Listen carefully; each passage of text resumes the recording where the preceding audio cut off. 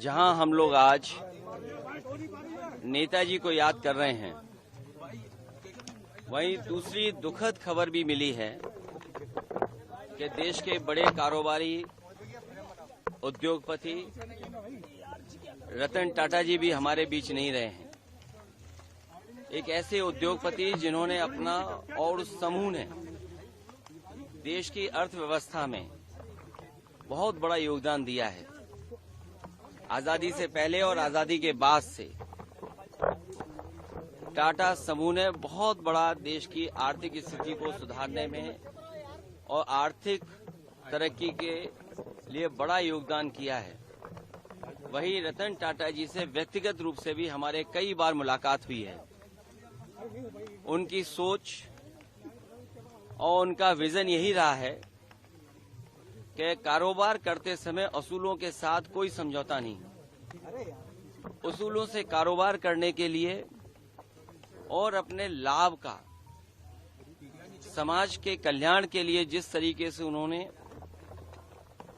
लाभ का पैसा लगाया है और लोगों का, आम लोगों का कल्याण कैसे हो, उस दिशा में एक उदाहरण पेश किया।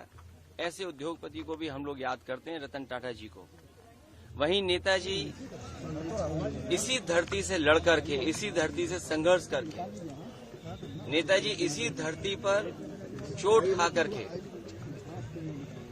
धरती पुत्र के नाम से जाने गए और राजनीति के बड़े बड़े उतार चढ़ाव में नेताजी ने समाज को, राजनीति को हमेशा दिशा देने का काम किया।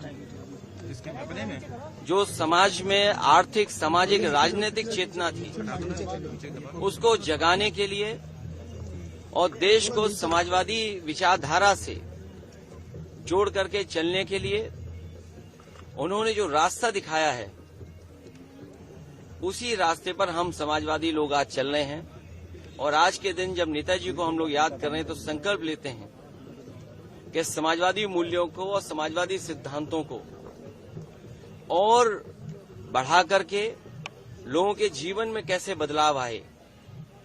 नेताजी ने पूरा जीवन अपना संघर्ष इसी में निकाल दिया कि नेताजी के साथ साथ उनके लोगों का भी जीवन बदले, समाज में नई दिशा में गैर बराबरी के खिलाफ, और जिन्हें कभी सम्मान समाज में नहीं मिला था उनको सम्मान दिलाने के लिए नेताजी ने पूरा जीवन लगा दिया।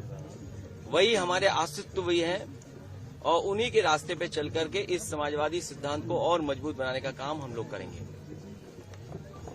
जी, जिस तरह से विधानसभा उपचुनाव है, 10 सीटों पर समाजवादी पार्टी ने 5 प्रत्याशी, आज कांग्रेस का गठबंधन कहां देख रहे हैं? आज समय नहीं है उस पर चर्चा करने का, लेकिन इंडिया गठबंधन समाजवादी पार्टी और कांग्रेस का गठबंधन रहेगा। सर, हरियाणा इलेक्शंस को कैसे देखते हैं? हरियाणा कश्मीर में उस पर चर्चा अभी न की जाए तो ठीक है, लेकिन जब कभी मौका दूसरी बार मिलेगा तो मुलाकात में हम लोग चर्चा करेंगे।